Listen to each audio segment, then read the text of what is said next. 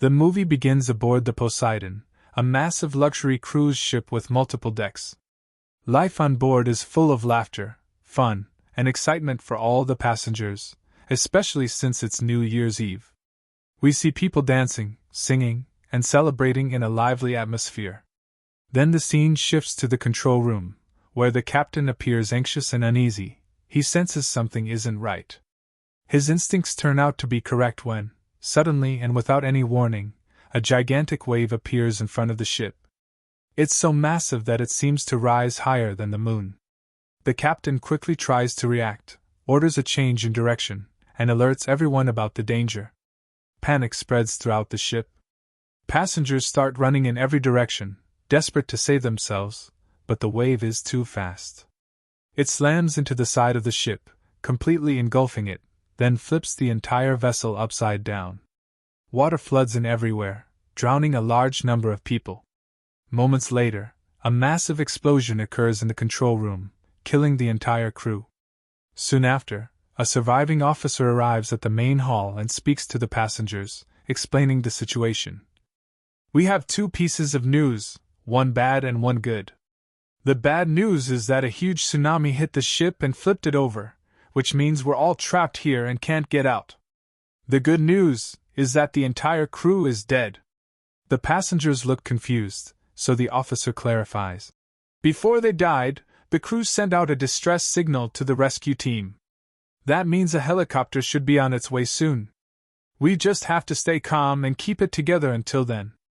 Then we meet a man named Dylan, who's taking some gear from the body of a dead officer. A young boy notices him and asks what he's doing. Dylan tells him he's planning to get out of the ship. The boy, surprised, asks, "How? The ship's upside down." Dylan replies that he knows a way out and has to move now. The boy runs to his mother and tells her everything. She confronts Dylan, asking if what her son said is true. Dylan confirms that he does know a way out. The mother insists that the officer told everyone to wait for the rescue team since the ship has capsized. At that moment, Robert, another passenger, and an older man overhear them. The old man says he's an engineer with years of experience working on ships and boats, and he insists that a ship like this couldn't have fully flipped over. It's probably just tilted on its side, and there's not much time before it sinks completely. Robert then asks Dylan if he can reach the disco hall. Dylan mocks him, saying, "The disco's above us. Why, you want to grab a couple of drinks or dance a little?" Robert responds seriously, "My daughter's trapped there. I'm going to get her out, and I want you to come with me." Dylan refuses, saying he's leaving alone and doesn't need anyone slowing him down. Robert asks him to at least share the route he plans to take. Dylan replies that he'll tell him once he figures it out, revealing he doesn't actually have a solid plan. He's just relying on luck. Robert then talks to one of the ship's crew members and asks about the nearest way out. The crewman explains the route, and Robert offers to pay him 3 times his salary if he guides them. The crewman agrees. Robert then turns to Dylan and says, "Now we have someone who knows the way. Neither of us can make it out alone. It's better if we work together." Dylan finally agrees, and the group sets off, following his lead toward the back of the ship, where they believe they can find an escape route. Before leaving the main hall, they shut all the doors behind them to keep water from flooding in. The group moves carefully, but soon they reach a dead end. They turn to the elevator shaft, pry the door open by force, and place a metal table across the gap as a makeshift bridge. Dylan tries to open the opposite elevator door but fails. Then, luckily, they realize the elevator door one level above them is open. One by one, they climb up, helping each other through. The last two left behind are the engineer and the crewman. Unfortunately, the table beneath them collapses. The old man grabs Dylan's hand, while the crewman clings desperately to the engineer's leg, both struggling for their lives. We then see that the distance to the other side is very far. Anyone who falls will die instantly.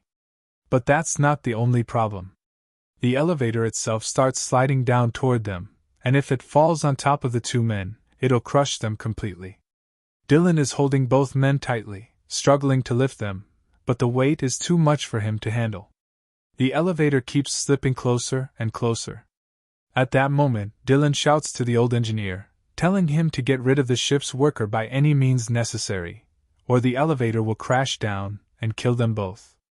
The old man doesn't want to do it, but he has no other choice. He kicks the worker, who falls to his death.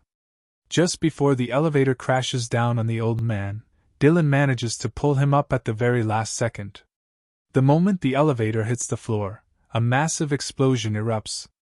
Dylan and Robert quickly shut the elevator door to block the blast of heat, then head to the disco hall, where Robert finds his daughter alive. Overcome with joy, he hugs her tightly. With her are 3 other survivors, including her boyfriend. Robert decides to take them along, bringing the group's total to 9 people. They all want to reach the upper part of the ship as fast as possible. As they move forward, they reach a large hall that they need to cross to get to the other side. But they find the metal bridge railing that connects both sides broken. Dylan asks if anyone knows another way. One of the girls, the stowaway they had found earlier, says she snuck onto the ship without a ticket, hid from the crew since the voyage began, and knows every corner of the ship. She tells them there's no other way across except this one. The group realizes they have no choice but to risk their lives and cross carefully over the broken beam. 5 of them manage to cross safely. When it's Robert's daughter's turn, a selfish man in the group pushes forward, saying he'll go first. Without waiting for permission, he steps onto the beam, and suddenly, the ceiling collapses, and a huge pressure engine falls right on him. The impact destroys the railing and spills oil everywhere. Sparks fly across the room, and the oil catches fire, cutting off the path to the other side. After the selfish man's death, the group is down to 8 people, 5 on one side and 3 left behind: Dylan, Robert, and his daughter. Dylan acts fast. He ties a thick rope around a metal bar, grabs the other end, and jumps straight into the burning water. Since oil floats above water, the flames stay on the surface while Dylan swims below. He successfully reaches the other side unharmed, thanks to his old Navy training. He secures the rope around a pipe, and Robert and his daughter slide across it to join him safely. Now all 8 survivors are together again. They keep moving through the wrecked ship. Meanwhile, back in the main hall, the remaining passengers are terrified. The glass windows begin to crack under the pressure of the water, and within moments, they shatter completely. Water bursts in, flooding the entire hall and drowning everyone inside. Dylan's group hears the screams of the dying passengers in the distance. They're heartbroken but know they must keep going. Soon, the water level starts rising in their section as well, forcing them to hurry before it's too late. After walking for a while, they reach a dead end. The only possible exit is a narrow ventilation shaft. They crawl inside one by one because the space is so tight. Robert goes in first, and Dylan follows last. As they move through the shaft, water begins seeping in and rising steadily. When Robert reaches the end, he finds a metal grid blocking their way out. He tries to force it open, but it's firmly secured. Feeling around, he discovers a bolt holding the grid in place, but his hand is too big to fit through the openings to reach it. He calls the young boy to climb up and help, telling him to stretch his arm through and loosen the bolt. But the bolt is jammed tightly. Robert then asks the group if anyone has something made of metal. The stowaway girl pulls out a small iron cross, hands it to the boy, and he starts trying to unscrew the bolt with it. At that moment, the water level was rising dangerously high. It almost completely covered Dylan, and he was about to drown. But at the very last second, the boy managed to loosen the bolt, open the grate, and the group escaped through the ventilation shaft. Now, only 2 more levels stood between them and freedom outside the ship. The group entered a strange room with no doors, and even the ventilation shaft they came through was now flooded. There was no going back. Dylan explained that this room was actually a water ballast tank designed to keep the ship balanced. It had only one outlet, and that outlet wouldn't open unless the tank was completely full. That outlet led straight to another tank.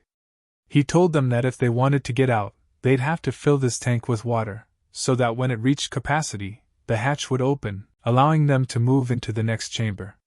Robert's daughter started panicking and said, "But what if the hatch doesn't open? We'll run out of air and drown in here." Dylan felt sorry for her and replied, "That's all I know. If you've got another idea, I'm listening."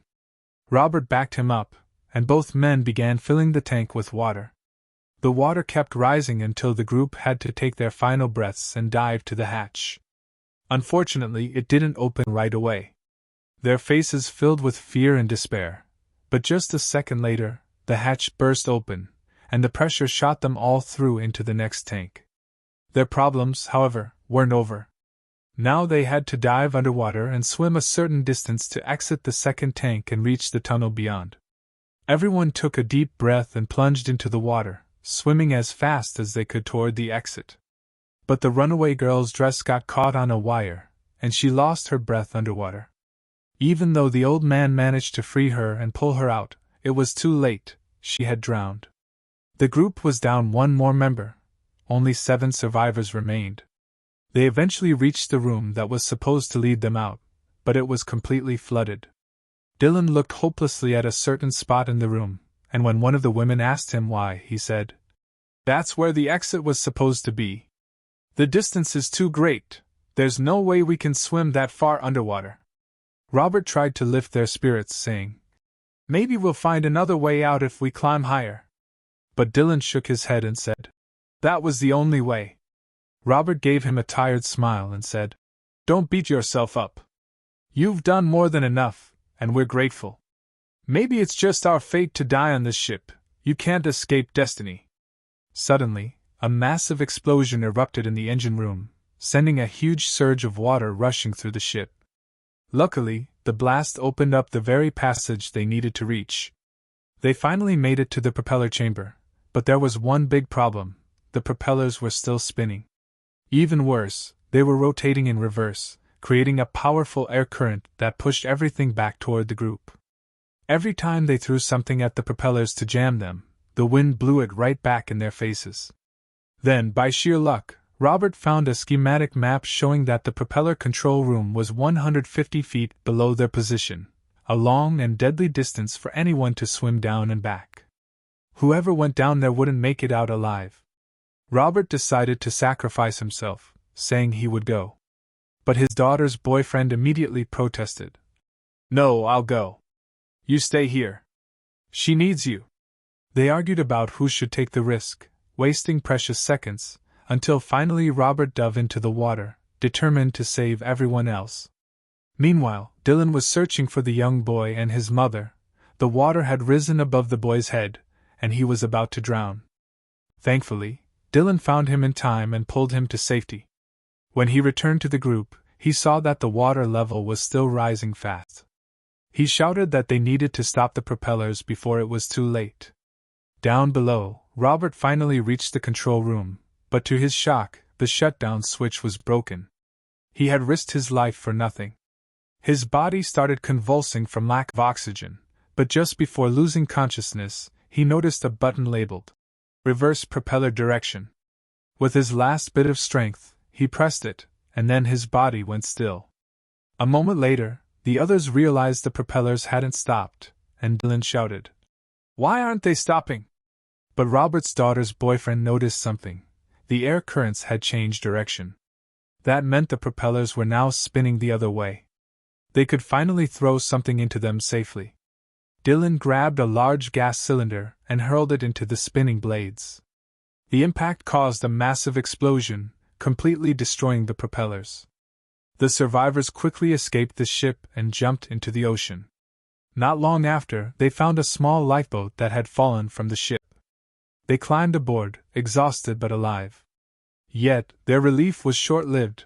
The ship began to tilt on its side, collapsing toward them as if it refused to let them go. The group grabbed the oars and paddled with all their strength, moving away just in time before the ship sank completely. Finally, Dylan fired a signal flare into the sky to mark their location. After some time, a rescue helicopter arrived and pulled them to safety. And that's where the movie ends. If you like this film, don't forget to hit like and subscribe to the channel.